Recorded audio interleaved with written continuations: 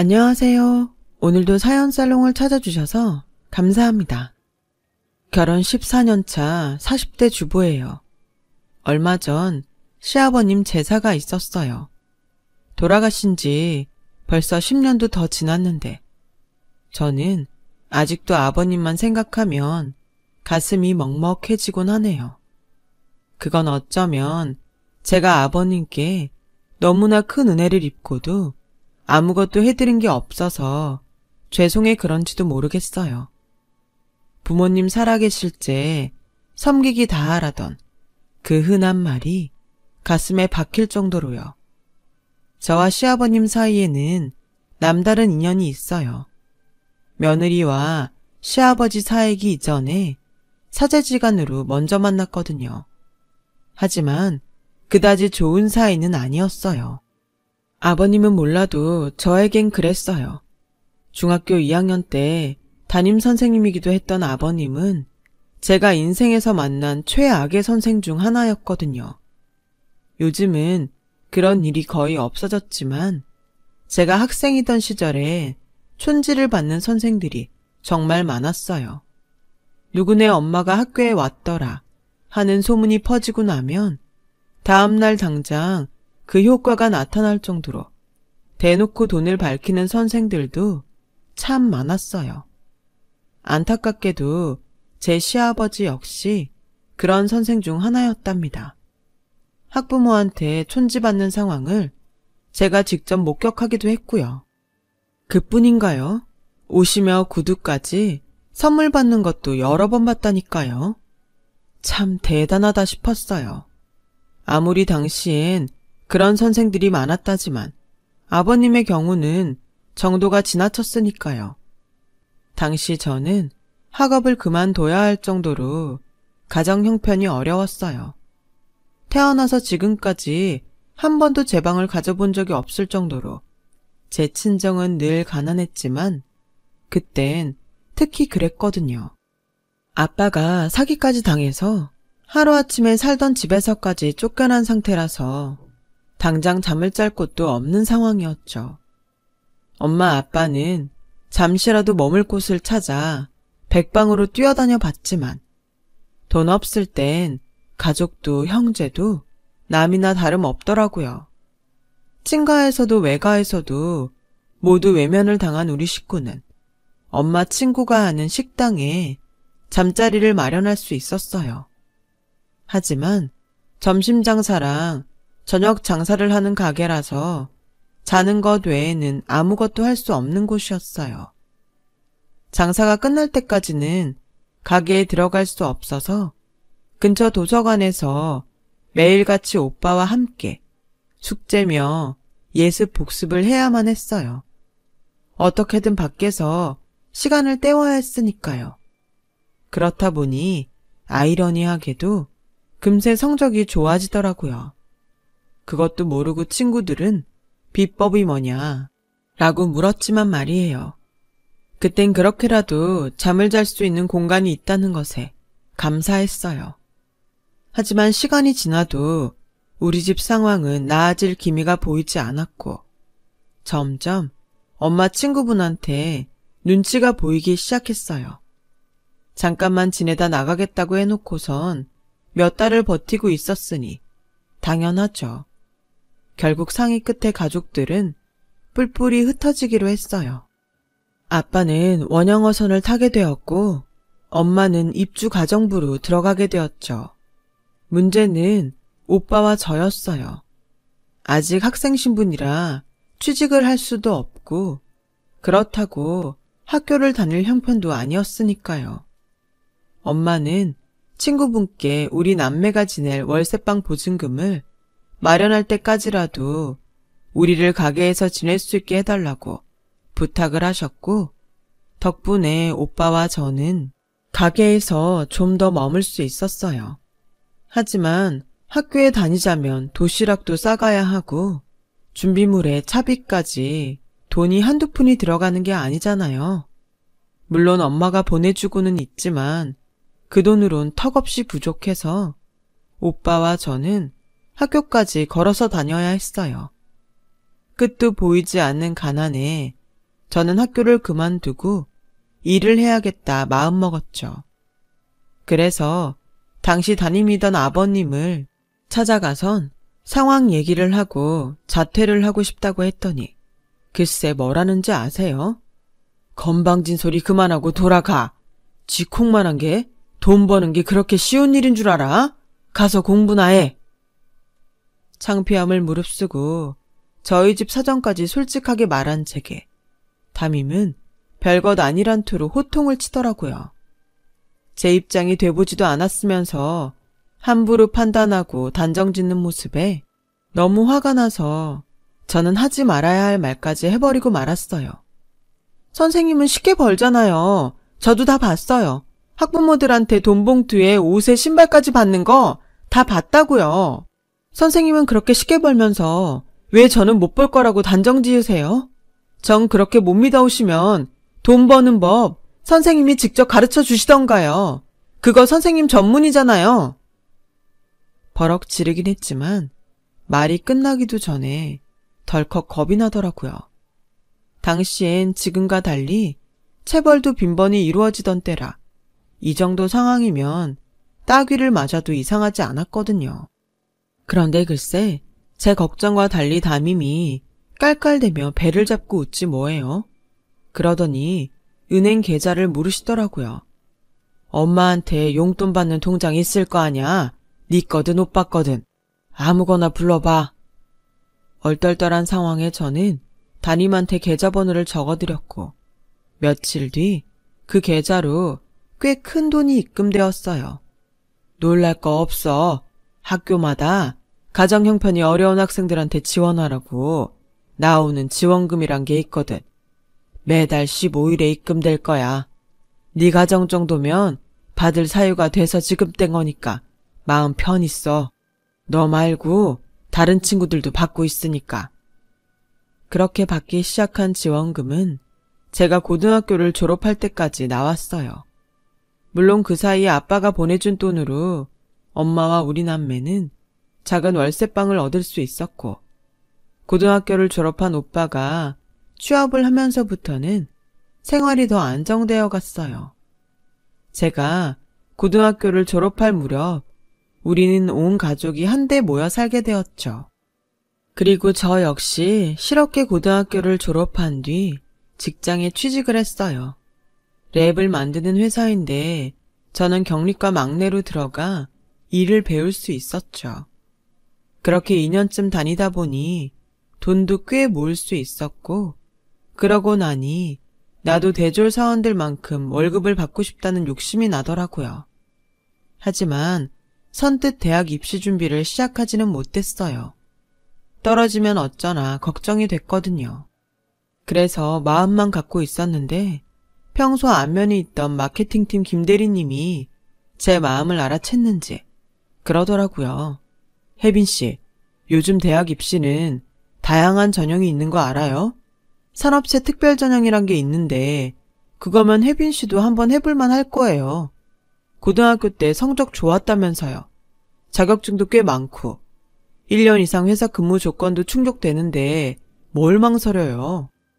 그 말에 가슴속에서 뜨거운 무언가가 끓어오르는 것 같았어요. 김대리님 말대로 왠지 그 전형으로 응시하면 합격할 것 같았거든요. 그래서 부모님께 말씀드렸어요. 그동안 직장 생활하면 모아둔 돈도 있고 장학금 딸 자신도 있어요. 그러니까 허락해 주세요. 내 힘으로 대학 졸업할게요. 엄마는 내심 걱정이 되는 듯 했어요.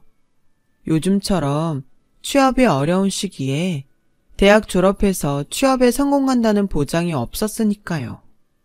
게다가 제가 비록 경리과 직원이긴 해도 회사가 규모도 있고 업계 상위 기업이라 안전하기도 했거든요. 그런 안정된 직장을 버리고 기껏 모은 돈까지 쓰며 모험을 한다는 게 엄마는 마음에 들지 않는 모양이었어요. 그래서 안 했으면 하더라고요. 엄마, 한 번뿐인 인생인데 내가 선택한 인생 살아보면 안 돼? 난 실패하는 것보다 나중에 후회할 게 더 겁이 나. 그러니까 허락해줘. 나 정말 자신 있어. 엄마는 끝까지 불안한 눈치였지만 오빠가 힘을 실어준 덕에 저는 이듬해 대입시험에 응시할 수 있었어요. 그리고 제가 원했던 대학에 당당히 입학할 수 있었죠. 남들보다 많은 나이에 대학생이 되고 보니 어린 친구들처럼 마냥 캠퍼스 낭만을 즐길 수는 없겠더라고요. 그래서 학교를 다니는 내내 알바를 하며 용돈과 책값을 벌었어요. 학비는 장학금과 그간 모아두었던 돈을 헐어서 충당했고요. 등 떠밀려 하는 공부가 아니라 내가 원해서 하는 공부다 보니 나를 세고 해도 그렇게 좋을 수가 없었어요. 레포트의 팀 과제까지 과 동생들과 지지고 볶으며 지내다 보니 어느새 4년이 후딱 지나가더라고요. 그렇게 저는 대학을 졸업하게 되었고 이전에 다니던 회사에 당당히 합격해 대졸 신입사원으로 입사하게 되었어요. 제게 용기를 주었던 김대리님은 그 사이 마케팅팀 팀장이 되었더라고요. 얼마 뒤 로테이션 기간이 지나고 저는 마케팅팀의 지원에 김 팀장님과 함께 근무하게 되었어요. 처음엔 대학에서 배운 내용들이 현실과 많이 동떨어져서 실수도 많았지만 시간이 지나면서 조금씩 적응을 하게 되었어요. 그러는 사이 김 팀장님과도 많이 가까워지게 되었고 얼마 뒤부터는 비밀 사내 연애를 시작하게 되었어요. 결혼 정년기에 들어선 저와 이미 그 시기를 넘긴 김 팀장님은 2년간 비밀 연애를 한 뒤 제가 대리를 달고 얼마 뒤 결혼을 하기로 결정했어요. 당시 예비 시아버지께서는 학원을 운영하고 계셨는데 버는 돈보다는 쓰는 돈이 더 많은 분이라고 했어요.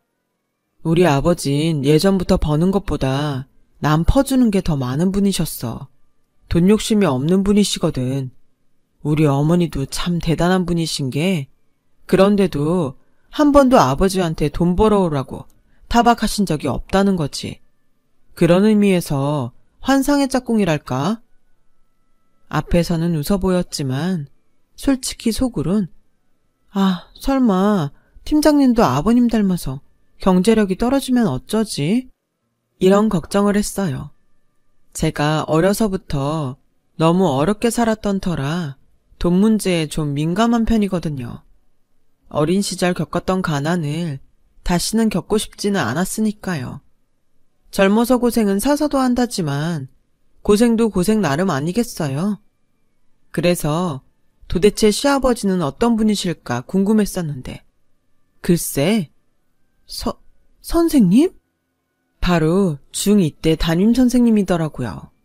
학부형한테 촌지도 받고 그 밖에 금품도 심심찮게 받던 그 담임이요.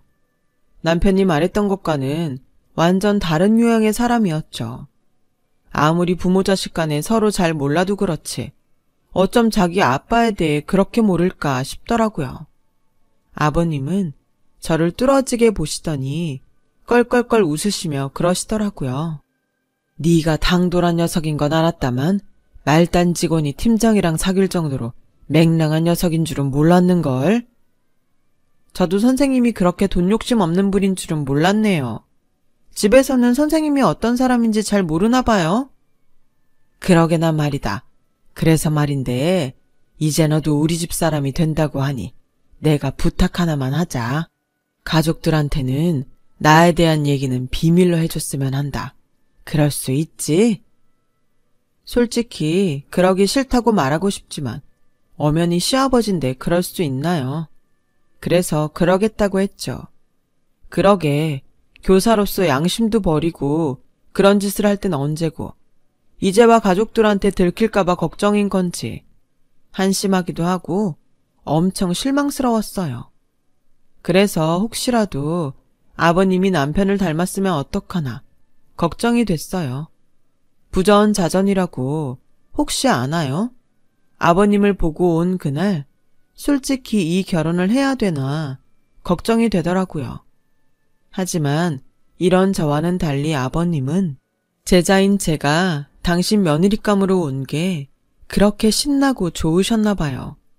툭하면 당신 학원으로 불러 청소도 시키시고 짜장면 내기 오목도 두자고 하시며 귀찮게 하시더라고요.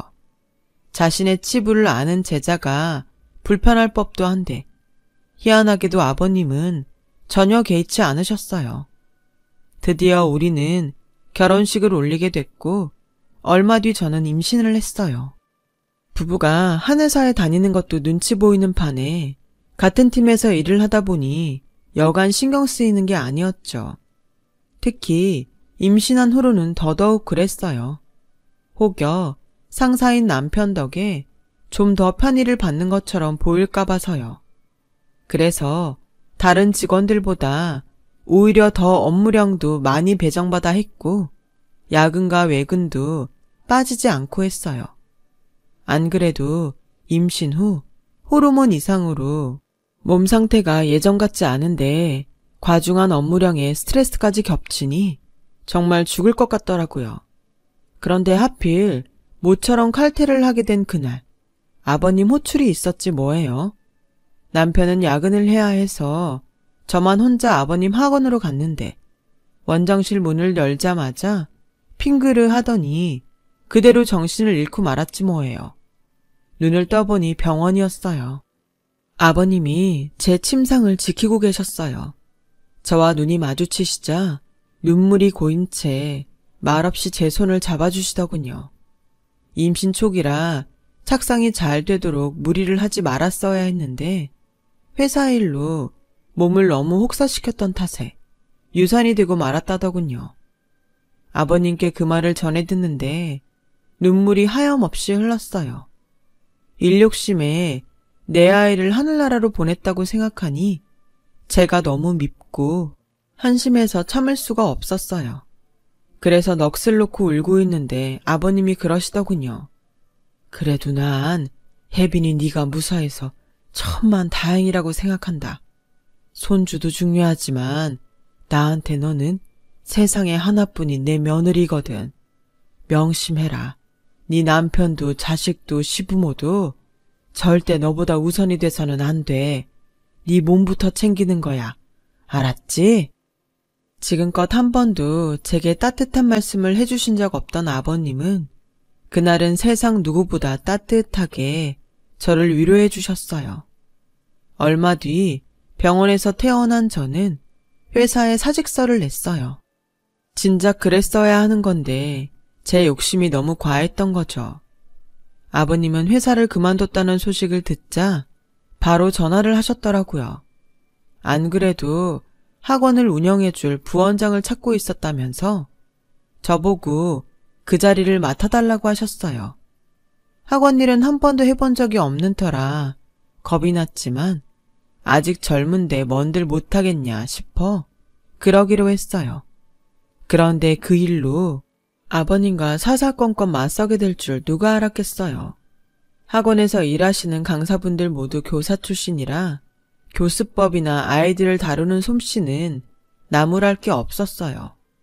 게다가 학부모들도 교사 출신 강사를 선호하고 있어서 학원은 수강생들도 꽤 되고 운영이 잘 되는 편이었죠.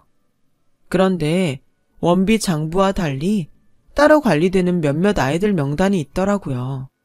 그래서 아버님께 그 명단에 대해 여쭤봤더니 아직은 몰라도 된다고만 하시곤 말씀을 피하셨어요. 순간 아버님의 전적이 파바박 뇌리를 스치고 지나가더라고요. 그래, 똥개가 똥을 끊지 아버님이 촌지를 끊으실까. 딱 봐도 학생 인원을 속여서 뒷주머니를 차는 것 같았어요. 그래서 이번 일만큼은 제대로 결판을 내야겠다 싶어 원장실로 들어갔어요. 마침 짜장면이 도착해 있더라고요. 이제 와. 다 식겠다. 어서 먹자. 아버님, 그 전에 말씀해 주셔야 할 게 있어요. 장부 말이에요. 그거 도대체 어떤 용도로 사용되고 있는 거죠? 유야무야 넘기려 하시지 마시고 제발 솔직히 말씀해 주세요. 제가 알아야 나중에 일이 터져도 수습을 할 수가 있죠. 글쎄 그랬더니 장난기 어린 표정으로 웃어 넘기려고 하시더라고요. 수습? 누가 누굴 수습해? 쓸데없는 소리 말고 불기 전에 짜장면이나 먹어라. 아버님, 저는 심각한데 왜 매번 제 얘기를 장난처럼 들으세요? 담임 선생님일 때도 그러시더니 저는 그때도 지금도 정말 절실한 심정으로 아버님을 찾아온 거라고요. 그런데 어쩜 이러세요? 아버님 눈에는 제가 아직도 15살 어린애로 보이세요? 그런 거냐고요. 그렇다면 더는 귀찮게 안 할게요. 저는 그 길로 원장실을 나왔어요. 제 딴엔 아버님이 걱정돼서 도와드리려고 했던 건데 이런 식으로 장난치듯 대하시니 약이 올랐어요. 그래서 성질을 내곤 그렇게 돌아서 나온 거였는데 그게 아버님과의 마지막이 될 줄 누가 알았겠어요. 수업을 마친 학원 강사가 원장실 문을 열었다가 의자에 앉은 채 그대로 잠든 아버님을 발견해 119를 불렀지만 이미 숨이 멈춘 후였어요. 아버님 앞에는 뜯지도 않은 짜장면 2그릇이 나란히 놓여 있었다고 하더군요. 그러니까 제가 나가고 바로 아버님이 쓰러지셨다는 얘기였죠. 제가 조금만 더 그곳에 있었더라면 아버님을 그렇게 보내진 않았을 텐데 모든 게 나 때문인 것 같아서 장례식 내내 정신을 차릴 수가 없었어요. 하지만 처음엔 죄송했던 마음이 하루가 지나자 야속함으로 변하더군요. 이번에도 아버님은 절 골탕 먹이려고 이러시는 것만 같았어요. 그래서 착잡한 마음으로 영정을 지키고 있는데 중학교 동창 몇몇이 조문을 왔지 뭐예요. 조문을 왔다가 저를 발견하곤 다들 깜짝 놀라더라고요. 당연히 그랬겠죠. 제가 선생님 며느리가 된 건 몰랐을 테니까요. 저는 오히려 동창들이 선생님 조문을 온 거에 놀랐지만요. 처음부터 누누이 밝혔듯이 아버님은 교사 시절 촌지를 엄청 밝히던 분이라 아이들한테는 인기가 없었어요. 그런데도 이렇게 찾아와 주다니 정말 놀랄 일이 아닐 수 없었죠.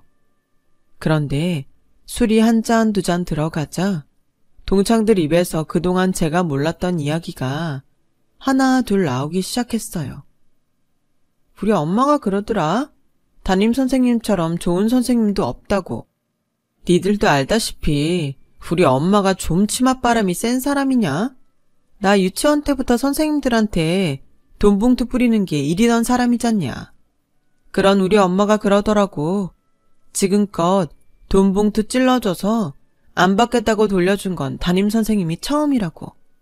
그래서 못 돌려주게 옷이며 구두를 사줬더니 어떻게 했는지 알아? 그 가격만큼 내 통장으로 보내주셨어. 나는 담임이 내 통장 계좌번호를 묻길래 그걸 왜 묻나 의아했는데 물건값을 보내주시려고 그랬던 거더라고. 그 순간 저는 오래전 보았던 장면이 떠올랐어요. 담임 선생님이 학부형한테 옷과 신발을 받던 모습이요. 그 일로 제가 선생님한테 고개 빳빳이 쳐들고 따지기까지 했는데 거기에 그런 비하인드 스토리가 있었다니 정말 당황스러웠어요. 그런데 그보다 놀라운 사실은 정작 따로 있었죠.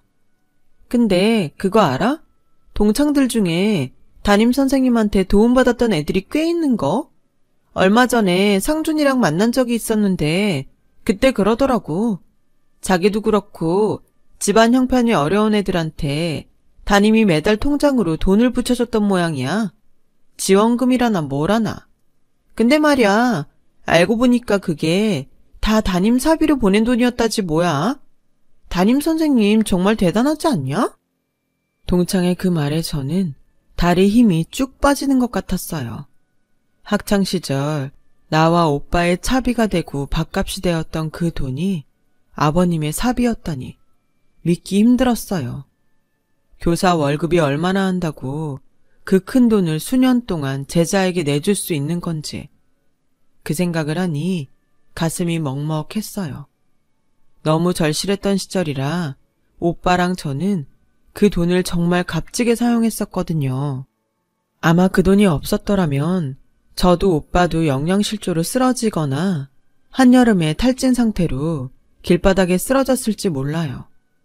그런데도 그 돈이 아버님이 보내주신 돈인지도 모르고 아버님을 촌지나 받는 불량교사라고 손가락질을 했으니 죄송해서 고개도 못 들겠더라고요.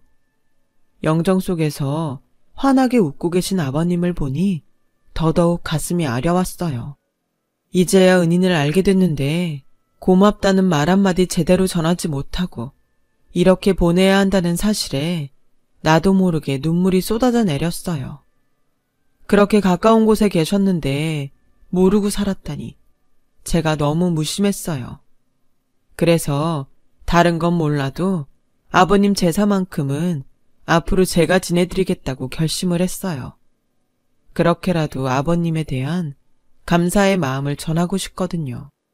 제 뜻을 전해드리신 시어머님은 흔쾌히 그러라고 하셨어요. 네 시아버지가 평생 밖에다 퍼주고 살더니 그래도 그 끝에는 이렇게 큰 보람이 있구나. 아버님 유품을 정리하며 알게 된 건데 제가 발견했던 명단은 아버님이 후원하시던 아이들 명단이더라고요. 학원 수입의 대부분을 어려운 처지의 제자들과 학원생들을 위해 써오셨던 거죠. 버는 족족 남한테 베푼다던 남편의 말이 사실이었던 거예요.